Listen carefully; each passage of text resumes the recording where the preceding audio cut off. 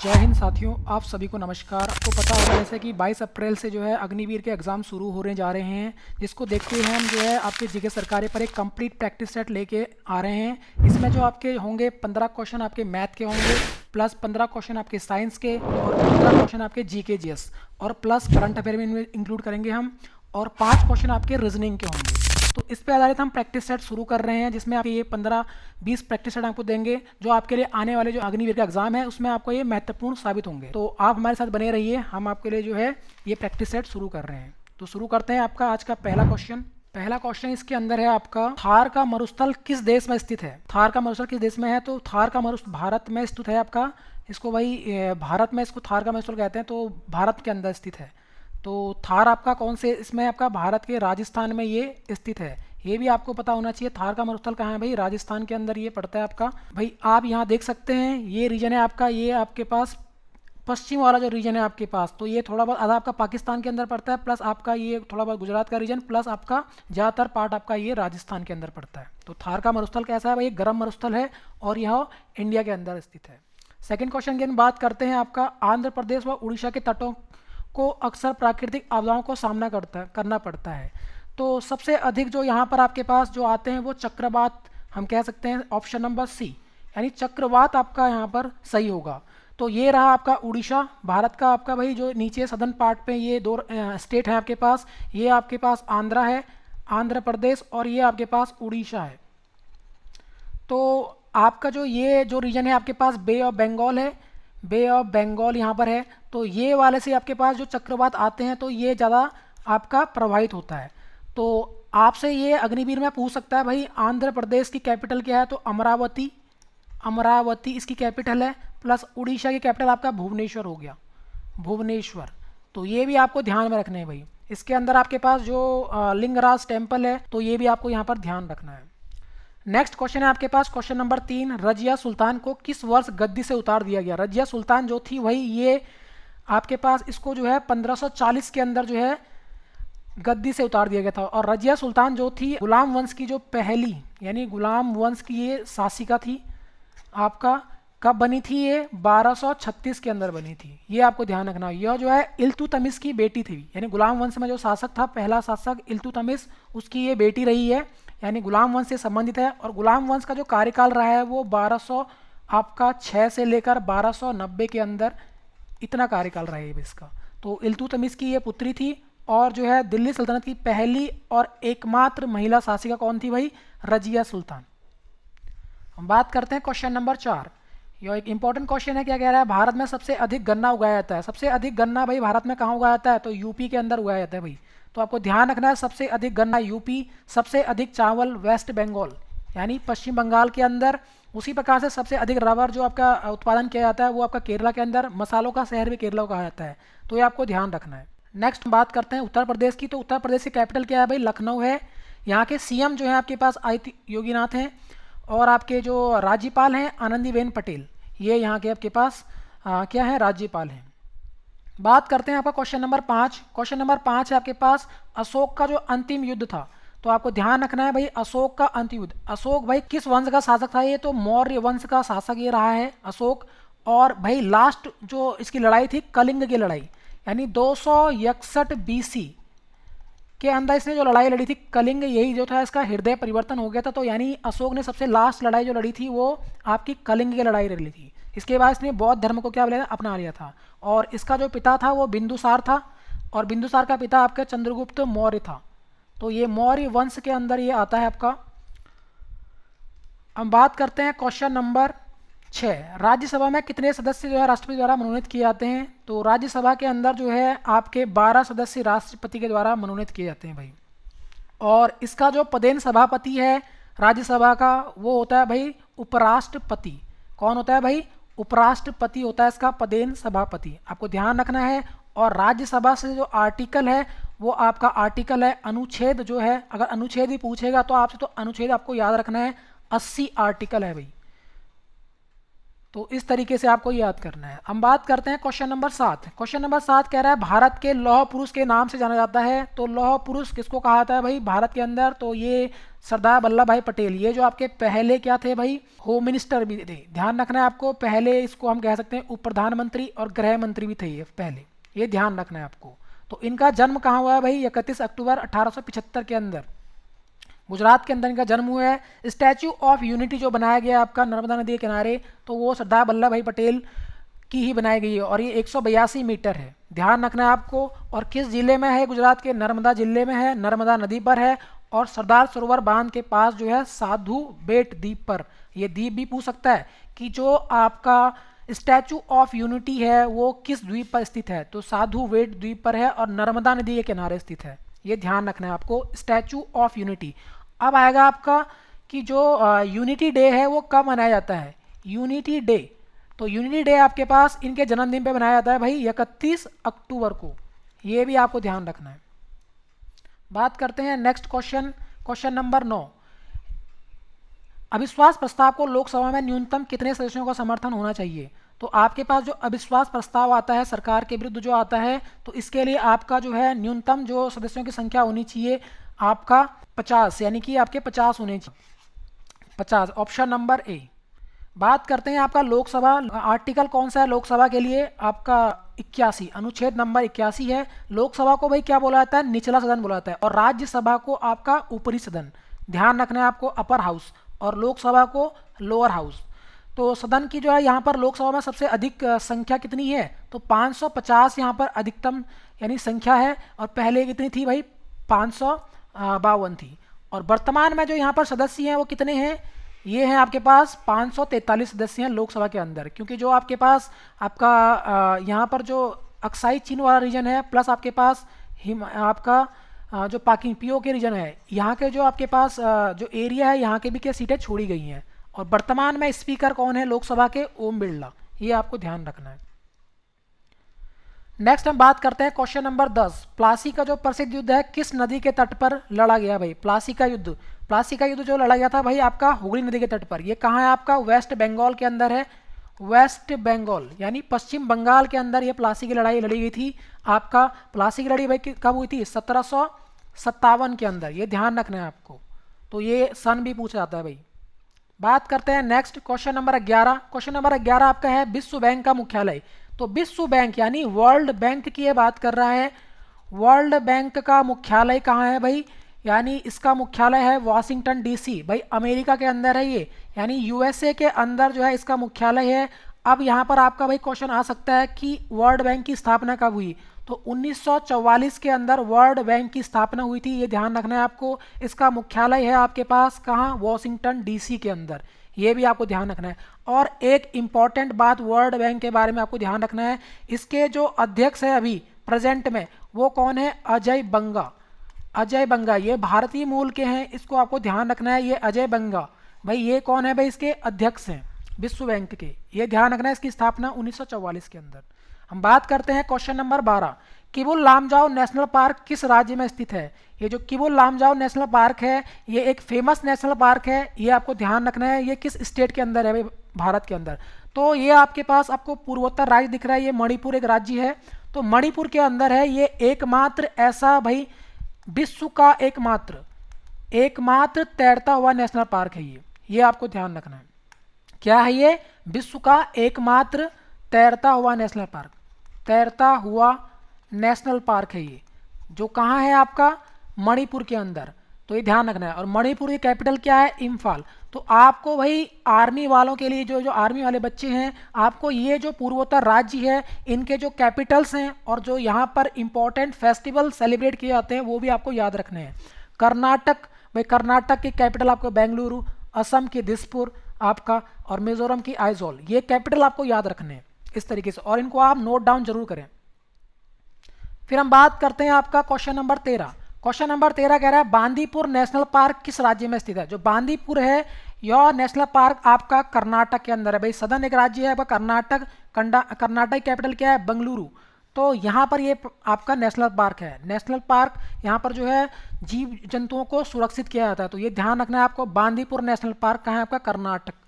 और आपका नेक्स्ट हम बात करते हैं क्वेश्चन नंबर 14, निम्नलिखित में से कौन सी इजराइल की राजधानी है। अब ये इंपॉर्टेंट क्वेश्चन है क्योंकि इजराइल और आपके पास गाजा पट्टी जो आपकी थी, गाजा की जो लड़ाई हुई वो आपको ध्यान रखना है। तो इजरायली कैपिटल क्या है भाई, यरूशलेम है भाई, ये आपको ध्यान रखना है। और इसकी जो भाषा है वो हिब्रू भाषा है यहाँ पर, और यहाँ के जो वर्तमान में प्रधानमंत्री हैं वो बेंजामिन नेतन्याहू हैं। और हम बात करते हैं यहाँ पर मुद्रा जो है, यहाँ पर न्यू इजरायली शेकेल यहाँ की मुद्रा है, तो ये आपको ध्यान रखना है भाई। अब हम बात करते हैं नेक्स्ट यहाँ पर क्वेश्चन नंबर 15, यानी समान नागरिक संहिता किस अनुच्छेद से रिलेटेड करता है। यानी जो आपका यूसीसी, यानी उत्तराखंड सबसे पहले यूसीसी लागू करने वाला आपका राज्य बना है अभी, तो आपको ध्यान रखना है यहाँ पर अनुच्छेद 44। तो यूसीसी जो है अनुच्छेद 44 में दिया गया है, ये भी आपको ध्यान रखना है। तो ये आपके थे जीके के भाई 15 क्वेश्चन थे। अब हम बात करेंगे यहाँ पे नेक्स्ट जो है आपके पास ये मैथ का पोर्शन है आपके पास, यानी मैथ के 15 क्वेश्चन आपके आएंगे यहाँ पर। तो मैथ के भी 15 क्वेश्चन हम बात करते हैं। तो पहला क्वेश्चन है आपके पास क्वेश्चन नंबर 16, क्या कह रहा है कि 40 किलोग्राम का कितना प्रतिशत 10 किलोग्राम है। किसका पूछा है, का, यानी 40 किलोग्राम, जो भी आपका का जिसके साथ दिखे वो हमेशा बट्टे में आएगा भाई, का वाला पार्ट। तो 40 आएगा किसका, 10 किलोग्राम का, तो 10 किलोग्राम हमेशा आपको ऊपर लिखना है, का वाला पार्ट नीचे लिखना है, और परसेंट निकालना है तो गुणा 100। अब हम 0 से 0 काट लेंगे और आपका 1/4 और ये 100 मल्टीप्लाई इससे हो जाएगा, तो 100/4। तो 100 से डिवाइड करोगे भाई कितनी बार आएगा, 25। तो भैया कितने परसेंट है ये 10 25% है, ऑप्शन नंबर ए। यानी ये 10 की बात कर रहा था, ये 40 से कितना परसेंट है, तो ये 25% है। इस तरीके से हम परसेंट निकालेंगे। परसेंट निकालने के लिए आपको हमेशा उससे क्या करना है, 100 से मल्टीप्लाई करना पड़ेगा। नेक्स्ट हम बात करते हैं क्वेश्चन नंबर 17, क्या कह रहा है आपके पास 10 मीटर प्रति सेकंड को वह किलोमीटर प्रति घंटा बदलना है। भाई दो चीजें आपको ध्यान रखनी है, एक आपका किलोमीटर पर आवर को भाई किस में चेंज करना पड़ेगा, जब मीटर पर सेकंड के अंदर, और एक आपको मीटर पर सेकंड से जब चेंज करना होगा किसको भाई, किलोमीटर पर आवर के अंदर। दो चीजें होती हैं। तो किलोमीटर पर आवर को मीटर पर सेकंड आपको बनाना है, तो यानी कि यहाँ पर मीटर पर सेकंड है तो इसको हम क्या करेंगे, 18/5 से मल्टीप्लाई कर देंगे भाई। अगर आपको किलोमीटर पर आवर को मीटर पर सेकंड बनाना है तो आपको क्या करना पड़ेगा, 5/18 से मल्टीप्लाई करना पड़ेगा। ये आपको ध्यान रखना है। तो किस तरीके से इसको करेंगे भाई, मीटर पर सेकंड को किलोमीटर पर आवर में बनाना है आपको, यानी कि क्या करेंगे यहाँ पर 10, ये मीटर पर सेकंड है तो मीटर पर सेकंड किस में चेंज करना है आपको, किलोमीटर पर आवर। लिखा है इसने किलोमीटर पर आवर में, बताइए। तो किलोमीटर पर आवर में बताने क्या करना पड़ेगा, इसको 18/5 से इसको मल्टीप्लाई कर देंगे, तो ये आपका किलोमीटर पर आवर में इसका आंसर आएगा भाई। तो भाई 5 से इसको आप काट दीजिए 2 बार, और 18 दूनी 36, यानी ऑप्शन नंबर ए।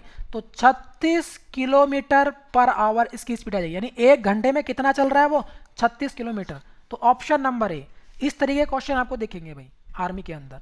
अब बात करते हैं आपका क्वेश्चन नंबर 18, 3, 4, 5 का एलसीएम आपको निकालना है। एलसीएम क्या होता है भाई, इसको बोलते हैं हम लॉ और सौ, हिंदी में इसको लॉ सौ बोला जाता है भाई। तो लॉ सौ कैसे निकलता है, तो लॉ सौ होता है आपका लीस्ट कॉमन मल्टीपल, एक ऐसा मल्टीपल जिसको आपको भाई ये क्या, एक ऐसी छोटी संख्या जो क्या करे इन सभी संख्याओं से पूर्णतः विभाजित हो जाए।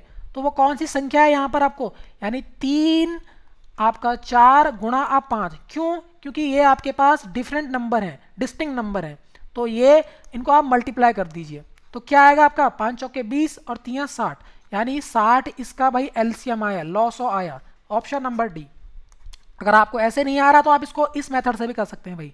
आप क्या करें, यहाँ पर 3 लिखें, फिर कॉमा 4, कॉमा 5। तो यहाँ से आप सबसे पहले 2 से डिवाइड करेंगे भाई, 2 से ये डिवाइड नहीं होता तो 2 यहाँ पर 3 ऐसे ही रहेगा, प्लस 2 से 2 कम 2, यानी 2 से 2 दूनी 4 हो गया, 2 बचा। फिर ये 5 डिवाइड नहीं होता है, फिर हम 2 से फिर डिवाइड करेंगे इसको, फिर ये 3, फिर आपके पास 1, फिर 5। इसी तरीके से 3 से डिवाइड करेंगे, फिर 3 से 3 कम 3, फिर 1 और आपका 5, जब तक लास्ट में 1 ना आए आपका। अब यहाँ से ये देखो 1 आ गया और ये भी 1, 5 कम 5। तो इस तरीके से आप इनके जो सामने हैं इनको मल्टीप्लाई कर दीजिए। तो 2 दूनी 4, 4 3 12, 5 60, यानी 2 गुणा 2 गुणा 3 गुणा 5। तो भाई 4, 4 3 12, 12 5 60। इस तरीके से आप ये एलसीएम 60 आ जाएगा भाई, ये आपको ध्यान रखना है इसमें। नेक्स्ट हम बात करते हैं क्वेश्चन नंबर 19, क्या कह रहा है आपके पास, ये आपके पास एक संख्या है, यानी 106 × 106 106 गुणा 106, तो इसको हम लिख सकते हैं 106 का स्क्वायर गुणा, या फिर इसके बीच में प्लस है आपका, देखो ये प्लस है तो प्लस 94 इंटू 94, यानी 94 का स्क्वायर, इस तरीके से लिख सकते हैं। और इसी ए की वैल्यू आपको फाइंड आउट करनी है। कैसे इसको फाइंड आउट करेंगे हम? 106 का स्क्वायर कितना होता है भाई? 106 का स्क्वायर कैसे निकालेंगे? 106 इंटू 106, 2 बार गुणा कर दीजिए इसे, या फिर आप फॉर्मूला यूज कर सकते हैं यहाँ पर। तो कैसे इसको सॉल्व करेंगे? यहाँ पर आपके पास जो फॉर्मूला है, 106 का स्क्वायर कैसे निकालेंगे? 106 भाई 6 का स्क्वायर कितना होता है? 36, आप इसको शॉर्ट कर सकते हैं, 6 का स्क्वायर 36, और आपके पास 106 में 6 आप जोड़ दीजिए तो 112, तो भाई इसका स्क्वायर ऐसे निकलेगा। और 94 का स्क्वायर कैसे निकलता है? 94 का स्क्वायर निकलता है आपका, कितना कम है ये 6 से? तो भैया ये आपका 100 से कितना कम है बेस इसका? ये -6 है, तो -6 का स्क्वायर 36, आप 94 में से 6 घटा दीजिए तो कितना आएगा? 88, तो ये इसमें जोड़ दीजिए। अब इन दोनों को ऐड कर दिए तो क्या आएगा भाई? 6 का ये यूनिट प्लेस है, 6 6 2, उसी प्रकार से 3 और 3 6 और 1 7, किसी कैरी है एक, फिर आपके पास यहाँ पर 8 और 2 10, यहाँ पर 0 और एक कैरी, 8 और 1 9 और 1 10, और आपका यहाँ पर 2, तो भाई 20 72, यानी 20 72 ऑप्शन नंबर बी। इस तरीके से हम इसको फाइंड आउट करेंगे। कैसे करा भाई? आपको 106 का जो स्क्वायर होता है कैसे निकालेंगे? 106 यानी ये 100 से कितना अधिक है? ये 100 से है 6 अधिक, तो इसका स्क्वायर 36, और आपका 100 का स्क्वायर 100 में ये कितना अधिक है? 100 से 6 अधिक है, और 6 ही आप 106 में भाई 6 ऐड कर दीजिए, क्योंकि ये 100 से 6 अधिक है, 6 तो 112। इस तरीके से फाइंड आउट करेंगे इसको हम। फिर आपका 94 की बात कर रहे हैं, इसका स्क्वायर कैसे निकलता है? ये 100 से कितना कम है? ये 6 कम है, तो आपका 6 का स्क्वायर 36, और 94 में से क्या कर दोगे?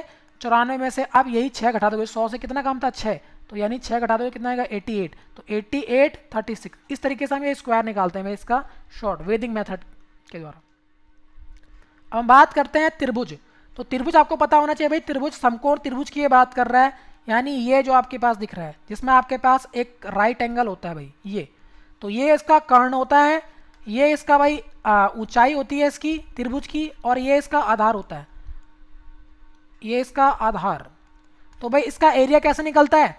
तो एरिया जो होता है इसका हाफ, यानी क्षेत्रफल, एरिया भाई क्षेत्रफल बोलते हैं, हाफ भाई आधार को गुणा कर दीजिए किससे? आपका ऊंचाई से, प्लस प्लस कोई नहीं आएगा, गुणा होंगे, आधार गुणा ऊंचाई। तो भाई कौन सा वाला फॉर्मूला है? ऑप्शन नंबर ए, यहाँ देखना है मल्टीप्लाई है, और ये हाफ किया जाता है। अब ये हाफ क्यों किया जाता है आपको ध्यान रखना है, ये अगर मैं इसको हाफ दो इनको जोड़ दूं तो एक क्या बनता है? वर्ग, वो बनता है आयत। तो आयत का क्षेत्रफल क्या होता है? लंबाई गुणा चौड़ाई, तो लंबाई गुणा चौड़ाई आयत का क्षेत्रफल होता है, बट हमें तो आधा चाहिए, त्रिभुज तो आधे से बन रहा है, तो यानी इसीलिए इसको हाफ किया जाता है भाई, यानी आपका इसके पहले क्या आएगा? हाफ, तो इसीलिए हाफ किया जाता है। तो ध्यान रखना, हाफ आधार गुणा ऊंचाई, ऑप्शन नंबर ए ये होता है भाई त्रिभुज। नेक्स्ट क्वेश्चन है आपका क्वेश्चन नंबर 21। क्या कह रहा है आपका? 2100 रुपये प्रति वर्ष कितना भाई? 8% रुपये की राशि पर 2 वर्ष और 3 वर्ष के साधारण ब्याज का अंतर पूछा है। तो ये है आपका प्रिंसिपल भाई, ये एसआई का, यानी आपका जो साधारण ब्याज वाला जो फॉर्मूला है वहां से हम इसको करेंगे भाई, P into R into T बट्टे 100। ध्यान रखना, P क्या होता है? ये मूलधन होता है, जो पैसा आपका लिया गया था। मूलधन वह होता है जब हम क्या करते हैं भाई, जो पैसा हम किसी उधार लेते हैं या बैंक से लेते हैं। रेट मतलब ये परसेंट में होगा, जिस दर पे लिया गया है। टाइम ये दिखाएगा आपका टाइम, टाइम यानी समय, ये ध्यान रखना है आपको। ये आर मतलब दर, तो दर दे रखा है ये आपको 8%, हमेशा R% में होगा। तो कितना है? तो 2100 रुपये दिया गया आपका भाई, किस दर से? 8% की दर से भाई। 2 वर्ष के लिए एक बार दिया गया है, एक दिया गया आपका, सॉरी ये पहला 2 था, और एक दिया गया आपका, यही 2100 रुपये कितने के लिए दिया गया है? 3 वर्ष के लिए 8% की दर से। तो यहाँ पर ये आप क्या कर लेंगे, इन दोनों का भाई अंतर, यहाँ से आप क्या कर लो, इनका अंतर निकाल लो। तो भाई 2100 रुपये का निकाल लो भाई, 0 से 0 काट दीजिए 2 बार, और 21 8 दूनी 16, तो 21 गुणा 16 ये आया, और यहाँ पर आप 2 0 इससे काट लीजिए भाई 100 के, तो यहाँ 21 बचा, और 8 3 24, यानी 21 गुणा 24।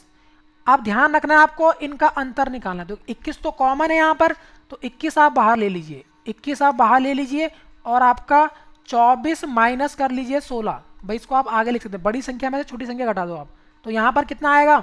यहाँ से आएगा आपका 8, कितना आएगा भाई 8 आएगा, तो 21 गुणा, भाई ये इसका मतलब होता है गुणा, तो 21 8 एकम 8 और 8 दूनी 16, 168 रुपये भाई, इनका अंतर कितना आया 168, यानी ऑप्शन नंबर ए। इस तरीके से हम इसको निकालेंगे भाई।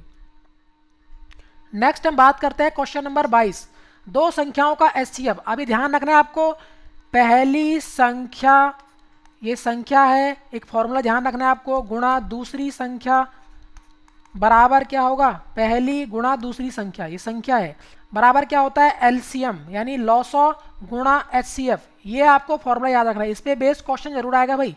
तो एचसीएफ दे रखा है आपको 18, एलसीएम दे रखा है भाई इतना बड़ा है ये, यानी 3780, और एक संख्या दे रखी, इसमें से एक संख्या है 540, तो दूसरी की बात कर रहे हैं, यानी इसके फाइंड करना है आपको। तो पहली संख्या की जगह लिख लीजिए, पहली संख्या कितनी है 540, गुणा दूसरी संख्या कितनी है भाई वो आप निकालनी है, उसको x मान लीजिए।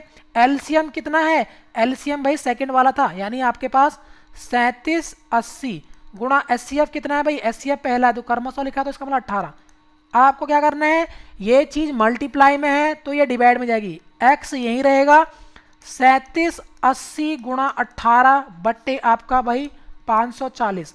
आप देखो इसको काट लीजिए भाई, 18 से इसको डिवाइड करेंगे भाई, 18 से इसको, 18 से भी इसको डिवाइड करेंगे। अब डिवाइड करना आना चाहिए आपको सेम संख्या से, तो 18 एकम 18 कट गया, ये 18 से इसको डिवाइड करेंगे तो 3, तो 3 आया और एक जीरो भी है पीछे, तो 30। आप इस जीरो से इसको काट लीजिए, तो यहाँ ऊपर क्या बचा आपका, ये बचा आपका 3780, ये बच रहा है, देखो 18 कट चुका है 18 से, और यहाँ 18 से कटा तो क्या बचा नीचे 30। आप जीरो से जीरो उड़ा दीजिए, 3 से इसको काटिए भाई, 3 एकम 3, बचा कितना यहाँ पर 7। अब 7 को 3 दूनी 6, बचा 1, और फिर आपका 6 त्रिके 18, 126, यानी दूसरी संख्या कितनी है 126, ऑप्शन नंबर बी। इस तरीके से भाई इसको सॉल्व करेंगे। क्वेश्चन नंबर 23, 4 अंकों का सबसे बड़ा पूर्ण वर्ग कौन सा है, 4 अंक। अब आपको यहाँ ध्यान रखना है 4 अंकों की सबसे बड़ी संख्या, आपको अंक याद रखने हैं। अंक क्या होते हैं भाई, 1 से लेकर 9 तक अंक होते हैं आपके, ये आपको ध्यान रखना है, 4 5 6 7 8 9, ये आपको ध्यान रखना है भाई, अंक होते हैं ये, इन्हीं से सारे नंबर का क्या हुआ है निर्माण हुआ है। तो ये 10 है, अंकों की संख्या क्या है 10। सबसे छोटी संख्या कौन सी है, इसमें छोटा अंक क्या है यानी 0, बट 0 को हम लेंगे नहीं। तो इसने कहा सबसे बड़ा, 4 अंकों की सबसे बड़ी, तो अंक सबसे बड़ा कौन सा है, अगर हम 4 बार 9 लिख लें तो 4 अंकों की भाई सबसे बड़ी संख्या क्या होगी, 4 बार 9 लिख लीजिए भाई, 1 इकाई दहाई सैकड़ा हजार, तो 4 अंकों का सबसे बड़ा है ये। अब आप क्या करेंगे, इस 4 अंकों का आप एचसीएफ निकाल लेंगे, तो यानी कि 9999, इसका आप क्या निकाल लो भाई, भाग मेथड के द्वारा एचसीएफ निकाल लो। तो भाई कैसे निकालेंगे, लास्ट से 2 पेयर बनाएंगे यहाँ पर। अब आपको देखना है भाई ये एक परफेक्ट स्क्वायर नंबर, इसके नियरेस्ट कौन है। अगर मैं बात करूँ 9 का स्क्वायर क्या होता है, 9 का स्क्वायर करेंगे तो 9 नम्मा 81, और आपका 10 का अगर मैं निकालता हूँ तो कितना आता है 100, तो ये तो बड़ी होगी, तो आपको छोटा वाला लेना है, ध्यान रखना है यहाँ। अगर 10 का लेंगे तो 10 क्या हो जाएगा बड़ा हो जाएगा, इसका मतलब 9, तो ध्यान रखना है आपको 9 लेंगे और 9 को यहाँ मल्टीप्लाई करेंगे, 9 नब्बे 81, तो इस तरीके से 81 माइनस होगा, और जो ये 9 आपने लिया था ये 9 इसमें ऐड भी होगा, ये ध्यान रखना है, एडिशन भी आपको ये करना है। तो 9 और 9 कितना हो गया 18, ये आपको यहाँ ध्यान रखना है भाई, ये 9 ऐड भी करना है। आप इसको आप माइनस करेंगे तो कितना आएगा यहाँ पर 8, और यहाँ पर कितना बचा 1, 18। अब ये ध्यान रखना है आपको, यहाँ से ये आपने माइनस करा तो ये आपका छोटी संख्या आनी चाहिए हमेशा इससे, तो 18 बचा आपका, और आपका ये कितनी बार आया भाई, ध्यान रखना ये दोनों डिजिट आपके यहाँ पर इस तरीके से उतारे जाएंगे।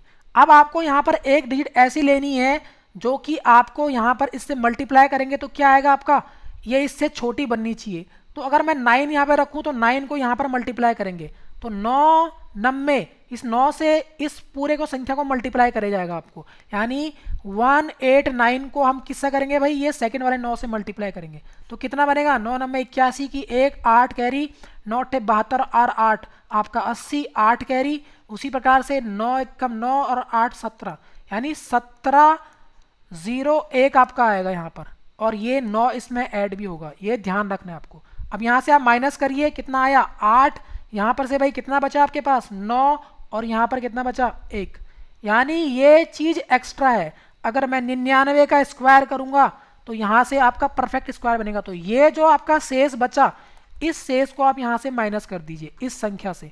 तो 198 में से इसको माइनस करो, कितना आएगा 1, यहाँ से 0, यहाँ पर आपका 8 बचा और 9। तो यही वो संख्या है भाई जो क्या है, एक पूर्ण वर्ग संख्या है। तो 908 यही भाई 4 अंकों की सबसे बड़ी पूर्ण वर्ग संख्या। और किसका पूर्ण वर्ग है ये, 99 का स्क्वायर है ये। 99 का स्क्वायर करो तो कितना आएगा भाई, ये बनेगा। ये 4 अंकों की सबसे बड़ी पूर्ण वर्ग संख्या है 9801। इस तरीके से हम पूर्ण वर्ग निकालते हैं भैया। नेक्स्ट हम बात करते हैं इसका वर्गमूल निकालना है। वर्गमूल क्या होता है भाई, स्क्वायर रूट, इसको बोलते हैं वर्गमूल। जब आपका यहाँ पर क्या हो, अंडर रूट के ऊपर 2 लिखा गया हो।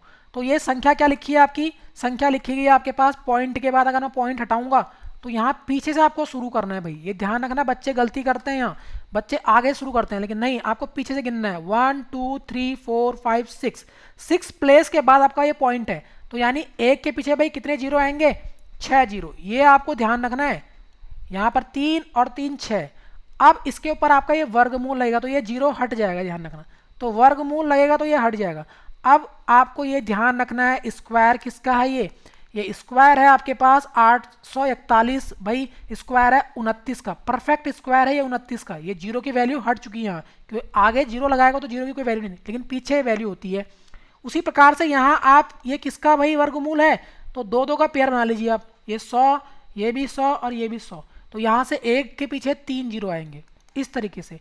अब ये पॉइंट लेगा तो यहाँ से शुरू करेंगे 1 2 और 1 आपका कमी रह रही है, तो इसका मतलब आप यहाँ जीरो लगाओगे तो 3 प्ले बाद जीरो आएगा। तो इसका मतलब 0.29, ऑप्शन नंबर ए। इस तरीके से इसका वर्गमूल निकलेगा भाई। हम बात करते हैं ये क्वेश्चन नंबर 25। क्वेश्चन नंबर 25 कह रहा है 3x + 2 = 23। कैसे सॉल्व करेंगे इसको, आपको ध्यान रखना है ये चीज़ प्लस में है तो इधर आके माइनस हो जाएगा। ये ध्यान रखना, ये आपको हटाना सबसे पहले। तो यहाँ पर 3x, अब ये चीज़ इक्वल्स टू है, इधर आके ये 23 है, 23 में से आप माइनस करोगे कितना 2, क्योंकि ये प्लस का है, इधर आके ये माइनस बन जाएगा। तो यहाँ कितना बचा आपका 21, और यहाँ पर कितना रहा 3x।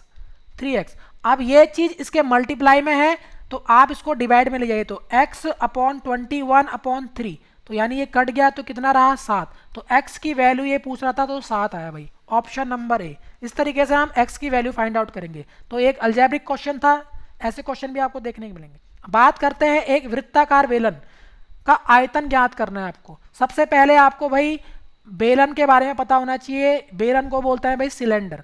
इस तरीके का ये फॉर्म में होता है। इसके बेस यानी आधार में आपका क्या होता है, एक ये है भाई वृत्ताकार बेलन। ये ध्यान रखना है आपको, इसका जो आधार होता है वो एक क्या होता है, आयतन कैसे निकलता है बेलन का। तो ये आयतन जो होता है आपका बेलन का, यानी जो बेलन का आयतन है, किसका आयतन, बेलन का।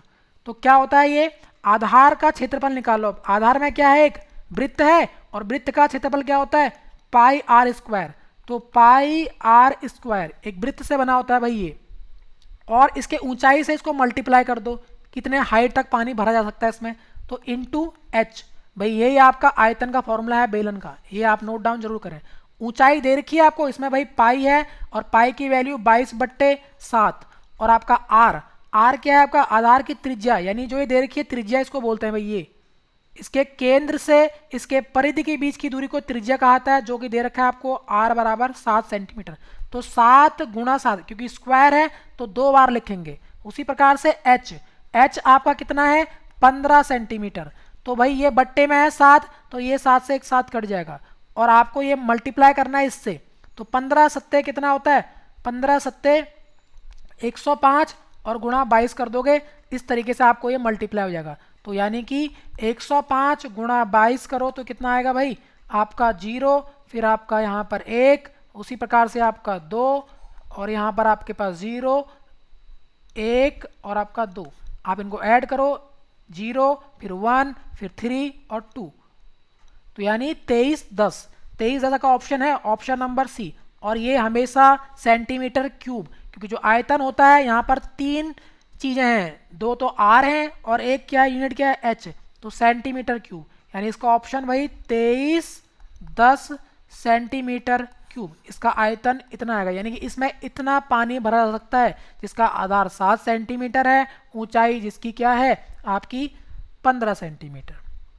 तो इस तरीके से आपको बेलन के बारे में ये पता होना चाहिए भाई। हम बात करते हैं आपका क्वेश्चन नंबर 27 है, ये इंपॉर्टेंट क्वेश्चन है। क्या कह रहा है, 1 मीटर तार है आपके पास से बने वृत्त का क्षेत्रफल आपको फाइंड आउट करना है। यानी आपके पास एक तार है, ये इस तरीके से आपको ध्यान रखना है। ये मान लीजिए इस तार की मोटाई कितनी है, 1 मीटर है। तो इससे क्या बना, तार से बने वृत्त, यानी इसको अगर मैं मोड़ दूं इस तार को इस तरीके से, इसका ये जो सिरा है इस सिरा से अटैच कर दूं इसको, तो ये कैसे बनेगा, एक वृत्त बनेगा इस तरीके से भाई। ये आपको ध्यान रखना है, इस तरीके से एक वृत्त बनेगा ये। तो यानी यहाँ से यहाँ तक की, तो इस वृत्त का क्षेत्रफल आपको फाइंड आउट करना है जो ये तार से बनेगा। तो यानी इसके जो मीटर है इसको आप सेंटीमीटर में लिख लो भाई, 100 सेंटीमीटर, क्योंकि सेंटीमीटर में आपका आंसर निकालना है आपको। तो 1 मीटर में कितने सेंटीमीटर होते हैं, 100। तो यानी कि ये जो आपके पास दिख रहा है आपको, ये तो ये परिधि है पूरी इसकी 1 मीटर। तो यानी इसका 2 पाई आर की वैल्यू कितनी है, यानी परिधि, वृत्त की परिधि क्या होती है भाई, 2 पाई आर।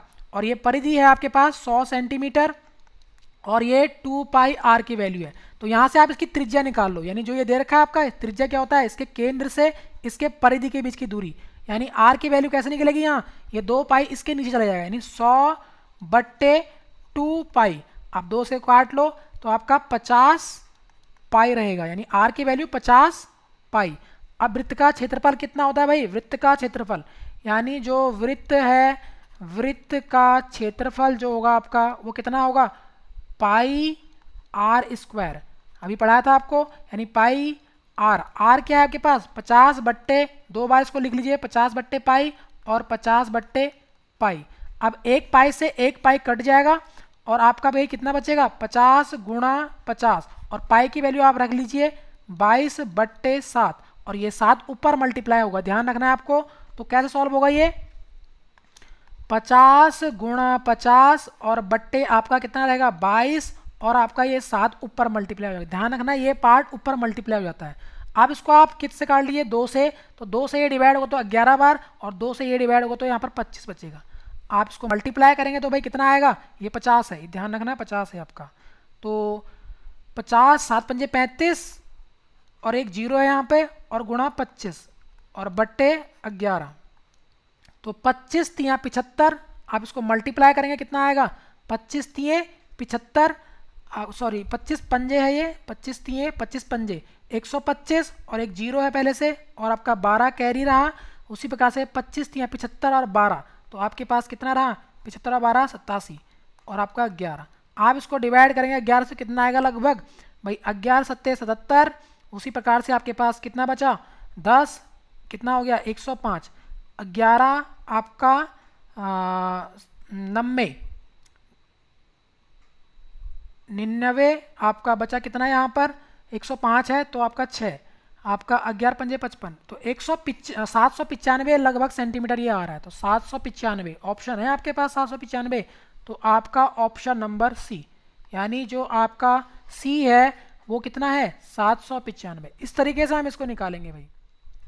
नेक्स्ट है आपका क्वेश्चन नंबर 28। क्या कह रहा है, 5 वर्ष के आपके दर से 3 वर्ष का साधारण ब्याज आपका दे रखा है, यानी ऐसा ही आपको दे रखा है इस क्वेश्चन के अंदर। आपको ये ध्यान रखना है ये ब्याज है, तो इसका मतलब आपका ब्याज भाई क्या होता है, दे रखा है 180, ऐसा ही दे रखा है। दर क्या है, दर आपके पास आर दे रखी है कितने परसेंट, 5%। उसी प्रकार से टाइम दे रखा है आपको, क्या है टाइम, आपका टाइम है 3 साल, 3 ईयर। अब आपका प्रिंसिपल कैसे निकलता है, यानी एसआई का फॉर्मूला भाई क्या होता है, सिंपल इंटरेस्ट का फॉर्मूला एसआई बराबर होता है principal into rate into time upon 100। ये आपको फॉर्मूला लगाना है इसमें। पी की वैल्यू निकालनी है तो पी ये 100 इधर मल्टीप्लाई हो जाएगा तो एसआई गुणा 100, और आपका ये क्या हो जाएगा आर नीचे आएगा इसके, और ये टीवी, तो आपका मूलधन निकल जाएगा। मूलधन मतलब प्रिंसिपल पी। तो एसआई की जगह आप रख लीजिए, एसआई कितना है आपका, एसआई है 180 गुणा 100 भाई, इस फॉर्मूला के अंदर रखोगे आप, क्योंकि प्रिंसिपल निकालना तो ये फॉर्मूला रखे, पुट वैल्यू पुट। आर कितना है आपका 5%, और आपका 3 साल है तो 3। आप इसको काट लीजिए भाई, कैसे काटोगे इसको, 6 त्रिके 18, 60 बचा, और 5 से आप इसको काट देंगे तो भाई कितना आएगा 12, और 12 गुणा 100 कितना होता है 1200। तो इस तरीके से मूलधन जो था आपका प्रिंसिपल 1200 होगा। ऑप्शन नंबर ए, भाई इस तरीके से हम फाइंड आउट करेंगे, यानी जो 1200 रुपये था उस पर जो ब्याज था 3 वर्ष का 5% की दर से वो 180 है भाई 1200 रुपये पे। हम बात करते हैं नेक्स्ट, ये परसेंटेज क्वेश्चन है आपका 25%। 25%, तो परसेंट को आप हटाएंगे तो नीचे 100, का मतलब होता है मल्टीप्लाई, 35 का मतलब होता है भाई 35/100, फिर का मतलब मल्टीप्लाई, 2/7, का मतलब फिर क्या होता है मल्टीप्लाई, इन सब की जगह मल्टीप्लाई आएगा भाई। और आपका कितना है 1680, आपको ये फाइंड आउट करना है। तो भाई 25%, 25 से कम 25 काट लो इसको, 25 चौके 100, 4 बार 35 से भाई काट लो इसको 7 से, 7 पंजे 35, और 5 से कट गया कितनी बार यहाँ पर आपका 2 बार यानी 20। उसी प्रकार से ये कट जाएगा आपका 2 से कट गया ये 10 बार, और आपका 0 से 0 कट गया यहाँ 1, और 4 से इसको डिवाइड कर लीजिए भाई, 4 चौके 16 और 4 दूनी 8, इस तरीके से आपका 42, यानी इसका ऑप्शन नंबर बी कितना आया आपका 42। इस तरीके से आपको ये काटना आना चाहिए। और 5 अंकों की सबसे बड़ी संख्या क्या है, 5 अंकों की सबसे बड़ी संख्या बताया था आपको, सबसे बड़ा डिजिट क्या होता है 9, तो 5 बार आप 9 लिख लीजिए। तो यानी सॉरी छोटी संख्या पूछा है इसने, तो 1 के पीछे आप क्या करोगे भाई, कितने डिजिट हैं ये 1 2 3 4 5 अंक हैं, तो 1 के पीछे आप 4 जीरो लगाएंगे। ध्यान रखना 5 जीरो मत लगाना, ये ऑप्शन मत कर देना। छोटी संख्या पूछ रहा है आपसे, तो छोटी संख्या आएगी भाई ये ऑप्शन नंबर सी। अगर पूछता 5 अंकों की बड़ी, तो ये 5 अंकों की बड़ी है बड़ी संख्या, और ये है 5 अंकों की छोटी, 5 अंकों की छोटी संख्या, ये 5 अंकों की बड़ी। अंक ध्यान रखना, अंक सबसे बड़ा 9 होता है और सबसे छोटा अंक 0। अब बात करते हैं साइंस के क्वेश्चन, आपके 15 पूछे जाएंगे। तो साइंस के क्वेश्चन भी आपके भाई कितने हैं 15 क्वेश्चन है, तो इनको भी हम डिस्कस करते हैं। तो मानव शरीर में जो घेंगा रोग होता है किसकी कमी के कारण होता है, देखा होगा आपने, ये घेंगा रोग दिख रहा है आपको, इससे आपका गला सूज जाता है भाई। यानी अगर आप आयोडीन वाला नमक आप नहीं खाओगे तो क्या होगा, आपका घेंगा रोग हो जाएगा। ध्यान रखना है आपको, आयोडीन की कमी से घेंगा रोग होता है। नेक्स्ट क्वेश्चन है 32, विद्युत प्रतिरोध मापने की जो इकाई है उसे वे क्या बोलते हैं। जो प्रतिरोध हम मापते हैं आपका, वो किस में मापा जाता है भाई, आपको ध्यान रखना है ओम के अंदर। यानी ये जो साइन होता है विद्युत प्रतिरोध को मापने का, ओम होता है, ध्यान रखना है आपको भाई, तो ओम होता है। नेक्स्ट क्वेश्चन है आपके पास, क्वेश्चन नंबर 33 है, डेसिबल किसकी इकाई है भाई। इकाई का मतलब इसकी यूनिट, डेसिबल किसकी है, तो ध्वनि की इकाई, तो ध्वनि मापी जाती है, ध्वनि का मतलब साउंड, जो साउंड हम मेजर करते हैं वो किस में करते हैं भाई, डेसिबल के अंदर। तो ये ध्यान रखना है, ये यूनिट भी आपको ध्यान रखनी है, तो साउंड की इकाई है। नेक्स्ट हम बात करते हैं क्वेश्चन नंबर आपका 34, भारत के जो नए संसद भवन का वास्तुकार है, ये करंट अफेयर का क्वेश्चन है आपका। तो करंट अफेयर भी आपके 3 से 4 क्वेश्चन आपको जरूर मिलेंगे भाई, ये आपको ध्यान रखना है। तो वास्तुकार हैं वो बिमल पटेल के द्वारा ये बनाया गया था, ध्यान रखना है आपको। यानी जो दिल्ली में आपका संसद भवन बनाया गया है, नया संसद भवन, तो आपको ध्यान रखना है किसने बनाया है, ये बिमल पटेल के द्वारा, ये गुजरात के हैं भाई, ये ध्यान रखना। और इसका उद्घाटन पूछ सकता है आपका, भारत में संसद बना है नया संसद भवन, तो ये उद्घाटन हुआ है इसका 28 मई 2023 के अंदर इसका उद्घाटन हो चुका है। और अगर निर्माण कंपनी पूछेगी तो टाटा प्रोजेक्ट लिमिटेड, यानी आपका TPL के द्वारा ये बनाया गया है, इस कंपनी के द्वारा ये बनाया गया है, और 28 मई 2023 के अंदर इसका उद्घाटन हुआ है। नेक्स्ट क्वेश्चन है आपका, निम्नलिखित में से किसके कारण जो है एड्स होता है। तो यानी रोग संबंधित क्वेश्चन भी आपके आते हैं भाई, ध्यान रखना है आपको, ये पढ़ना है। विटामिन से जो रोग होते हैं, और आपका एड्स किसके कारण होता है, तो एड्स एक वायरस के कारण होता है भाई, ऑप्शन नंबर बी, ये आपको ध्यान रखना है। एड्स को भाई जो फुल फॉर्म है क्या है, एक्वायर्ड इम्यूनो डिफिशियंसी सिंड्रोम इसको बोला जाता है भाई एड्स को। और एड्स डे कब मनाया जाता है, वर्ल्ड एड्स डे, ये पूछ सकते हैं आपसे। तो 1 दिसंबर को भाई एड्स डे हम बनाते हैं भाई। नेक्स्ट है आपके पास क्वेश्चन नंबर 36, हरित क्रांति से संबंधित भाई उत्पादन किसका किया जाता है। तो हरित क्रांति संबंधित जो है आपका खाद्यान्न से संबंधित है भाई, खाद्यान्न, ऑप्शन नंबर सी। तो आपको ध्यान रखना है भारत में हरित क्रांति के जनक कौन है, तो ये हैं MS स्वामीनाथन, ये भी आपको ध्यान रखना है, स्वामीनाथन के द्वारा ये चलाया गया था। और वर्ल्ड लेवल के अंदर अगर बात करूं, ये तो भारत में थे, भारत में जो है हरित क्रांति लाने वाले कौन थे? स्वामीनाथन थे। इनको अभी हाल ही में भारत रत्न पुरस्कार भी दिया गया है। भारत में 5 लोगों को भारत रत्न मिला है अभी, में से एक थे स्वामीनाथन। तो ये खाद्यान्न, और मेनली किसके लिए लाया गया था? ये गेहूं के उत्पादन जो बढ़ा था भाई, वो इससे 10 गुना अधिक उत्पादन इसका हो गया था भारत के अंदर। और ये 1964 से लेकर आपका भारत में ये आया था हरित क्रांति। और वर्ल्ड लेवल पर अगर बात करें हरित क्रांति, तो वो थे आपके नॉर्मन बोरलॉग, यानी जो नॉर्मन बोरलॉग थे उनके द्वारा, आपका बोरलॉग के द्वारा ये चलाया गया था भाई, ये आपको ध्यान रखना। नेक्स्ट हम बात करते हैं खट्टे फलों में पाया जाने वाला विटामिन सबसे अधिक। तो खट्टे फल जो होते हैं, नींबू वगैरह वगैरह, उसमें जो विटामिन पाया जाता है वो विटामिन सी पाया जाता है। ये ध्यान रखना है आपको कि खट्टे फलों में, और विटामिन से होने वाले रोग ये आपको भाई पढ़ लेने हैं। जो विटामिन से होने वाले रोग हैं उनको आपको पढ़ना है, इनको आप याद कर लीजिए। नेक्स्ट हम बात करते हैं वर्तमान में भारत के रक्षा मंत्री कौन है। तो वर्तमान में जो भारत के रक्षा मंत्री हैं वो ध्यान रखना है आपको, कौन है भाई? राजनाथ सिंह। और राष्ट्रपति आपकी कौन है? द्रौपदी मुर्मू। ये भी आपको ध्यान रखना है, यानी जो आपके राष्ट्रपति हैं वो प्रेजेंट में कौन है? ये हैं आपके पास द्रौपदी मुर्मू जी हैं भाई, ठीक है। और ये आपको लिखना है। और ये कौन से स्टेट से बिलोंग करती हैं? ये संथाल जनजाति से ये बिलोंग करती है, उड़ीसा से। ये आपको ध्यान रखना है। नेक्स्ट हम बात करते हैं सूर्य के प्रकाश को पृथ्वी के सतह तक पहुंचने में कितना समय लगता है। तो ये लगता है भाई आपका 8 मिनट 20 सेकंड, यानी जो आपका जो सूर्य है वो पृथ्वी तक भाई कितने मिनट में पहुंचता है? 8 मिनट 20 सेकंड के अंदर। नेक्स्ट है आपका मच्छर जनित रोग है, यानी मच्छर के काटने से कौन सा रोग आपका होता है? तो आपका मलेरिया, ऑप्शन नंबर ए। वायुमंडल में जो है ऑक्सीजन कितने प्रतिशत पाई जाती है भाई? आपका 21%। ये ध्यान रखना है। नाइट्रोजन जो होता है 78% होता है, यानी जो नाइट्रोजन गैस होती है वो आपको ध्यान रखना है, इतनी होती है। नेक्स्ट हम बात करते हैं लेंस की क्षमता का यानी जो लेंस की क्षमता है, यानी पावर है लेंस की, वो किस में मापी जाती है? Dioptre, option number C. ध्यान रखना है आपको, लेंस की क्षमता का मात्रक क्या है? डायोप्टर। एक आदर्श अमीटर का प्रतिरोध भाई कितना होता है? प्रतिरोध को भाई आपका ध्यान रखना है, तो वो 0 होता है, यानी एक आदर्श अमीटर कितना दिखा रहा है आपका? 0। नेक्स्ट आप क्वेश्चन बात करते हैं, एक वर्ग में नीरज का स्थान ऊपर से, यानी आपका ये रैंकिंग वाला क्वेश्चन है भाई। यहाँ पर आपको ध्यान रखना है नीरज का जो स्थान है वो भाई कितना है? ऊपर से इसका स्थान कितना है? ऊपर से, यानी अगर बात करूं तो ये यहाँ से इसको गिन रहे हैं तो 10वां आ रहा है, और नीचे से अगर इसको गिन रहे हैं तो ये कितना आ रहा है? आपका 15।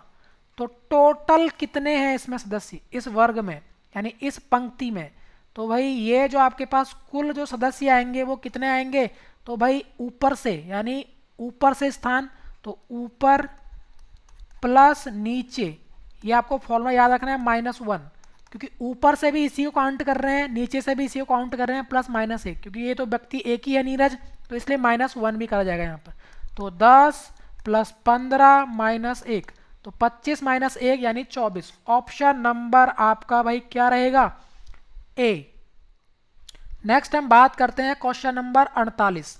ये एक एनोलॉजी बेस्ड क्वेश्चन है, समानता बेस्ड क्वेश्चन है भाई। तो यहाँ पर लिखा गया है 121 को 12 लिखा है, उसी प्रकार से आपको यहाँ पर लॉजिक फाइंड आउट करना है भाई। कैसे इसको फाइंड आउट करेंगे? तो आपको पता है ये किसका स्क्वायर है? ये 11 का स्क्वायर है, और 11 से क्या बन गया भाई? +1 करेंगे तो 12 बन रहा है, देखो, यानी 12 को भाई 11 + 1 लिख सकते हैं, यानी ये जो 11 था इसका स्क्वायर। उसी प्रकार से 5, तो भाई 5 का स्क्वायर, यानी किसका स्क्वायर है? ये परफेक्ट स्क्वायर है किसका? 5 का। तो 5 का स्क्वायर, तो यहाँ पर हम क्या लिखेंगे? एक जोड़ के लिखेंगे, 5 + 1 6। तो यानी ऑप्शन नंबर आपका क्या रहेगा यहाँ से? सी। इस तरीके से इसको फाइंड करेंगे भाई। नेक्स्ट हम बात करते हैं सीरीज बेस्ड क्वेश्चन है ये, यानी यहाँ पर आपको सीरीज भाई आएगी, आपके क्वेश्चन सीरीज वाला भी मिलेगा आपको। जैसे कि भाई 101, अगला भाई जो पद है आपका 123, उसी प्रकार से 147 और 173 और क्वेश्चन मार्क। तो आप इनके बीच में डिफरेंस निकाल लो। तो भाई यहाँ पर कितना डिफरेंस आया? 22 का। इसमें से माइनस करो इसको तो कितना आएगा भाई? यानी सेकंड पद में से आप फर्स्ट पद को माइनस कर दीजिए 2, और यहाँ पर 2, 22, उसी प्रकार से यहाँ पर माइनस करोगे कितना आएगा, यहाँ पर आएगा 24, यहाँ पर आप माइनस करोगे इससे 73 में से ये माइनस करो तो 26। तो पैटर्न मिल गया आपको। देखो ये 2 का डिफरेंस चल रहा है, 2 जोड़ो 24 बन रहा है, फिर 2 जोड़ो 24 बन यानी 26, फिर 26 में आप क्या कर लो 2 जोड़ो 28, यानी इसमें ये टर्म जुड़ेगा 28। तो यानी 173 प्लस आप 28 कर दीजिए, तो 8 और 3 1 11, एक कैरी 7 और 2 10, और आपका एक कैरी यहाँ जाएगा 201। ऑप्शन नंबर बी, यानी जो अगला आपका टर्म होगा वो कितना होगा 201 होगा भाई। इस तरीके से इसको फाइंड करेंगे भाई। बात करते हैं नेक्स्ट, आपका लास्ट क्वेश्चन है ये 50वां क्वेश्चन है, ये आपका ब्लड रिलेशन वाला है भाई। यहाँ पर क्या कह रहा है, ए और बी की पुत्री है, यानी जो ए है बी की पुत्री है, तो बी है तो बी ऊपर रहेगा, आपको हमेशा भाई पुत्री है तो इसको नीचे लिखना पड़ेगा। यहाँ पर इस तरीके से लाइन पुत्री है तो यहाँ पर आपको क्या लगाना पड़ेगा इसके ऊपर माइनस, यानी आपको फीमेल के लिए माइनस, महिला के लिए और मेल के लिए आपको प्लस का यूज करना है, और आपको पीढ़ी ऊपर रखनी है क्योंकि ये पुत्री है एक, यानी जो ए है वो बी की पुत्री है, बी सी की माँ है, जो बी है ये माँ है, तो माँ के लिए आप क्या करोगे सी की, तो इसका मतलब सी की माँ है तो सी यहीं पर आएगा इसके नीचे, ये दोनों भाई बहन हो सकते हैं। और आपका डी सी का भाई है, जो डी है वो क्या है सी का भाई है, यानी डी भाई है भाई ये, तो इसका मतलब ये तीनों नीचे आएंगे, तो ये भाई बहन आपस में, लेकिन इसका आपका लिंग का निर्धारण नहीं होगा कि ये मेल है फीमेल है। अब कह रहा है डी का ए से, कहाँ से ए से, तो ए से भाई डी का, तो यानी ये क्या हुआ ये बहन है और ये इसका भाई है क्योंकि सेम एज ग्रुप के हैं ये, तो यानी भाई। Option number C. इस तरीके से हम इसको फाइंड करेंगे भाई, क्या रिश्ता है ए का डी से, तो ये ए का भाई डी क्या है भाई है। तो आई होप आपको ये वीडियो भाई अच्छी लगी होगी आज की, अगर आपको अच्छी लगी है तो आप इसको शेयर जरूर करें भाई, ताकि हम आपके लिए और अधिक जो है आने वाले जो प्रैक्टिस सेट हैं आपके 20 से 25 प्रैक्टिस सेट हैं वो आपको दे सकें। तो ज़्यादा से इस वीडियो को शेयर करिए। धन्यवाद, थैंक यू, जय हिंद।